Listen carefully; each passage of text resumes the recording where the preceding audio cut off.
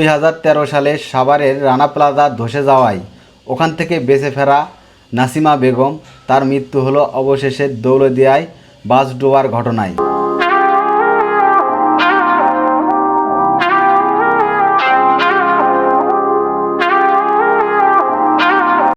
রানা প্লাজার ধ্বংসস্তূপের নিচ থেকে নাসিমাকে 3 দিন পর জীবিত উদ্ধার করা হয়েছিল।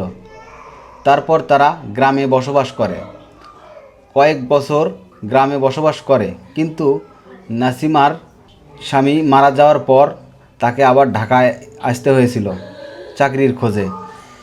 কিন্তু ভাগ্যের কি নির্মম পরিহাস!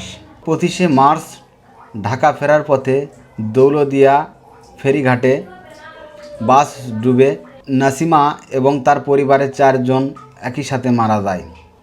সেই ঘটনার রেশ কাটতে না কাটতেই নাসিমার মরদেহ গ্রামের বাড়িতে নিয়ে যাওয়ার সময় সেই অ্যাম্বুলেন্সটিও দুর্ঘটনার শিকার হয়। একটা মানুষের জীবন কতটা কষ্টের, সে কত অভাগী, এত কিছু পাড়ি দিয়েও সে রেহাই পেল না। ধন্যবাদ জানাই সবাইকে। আমার চ্যানেলটি সবাই সাবস্ক্রাইব করবেন।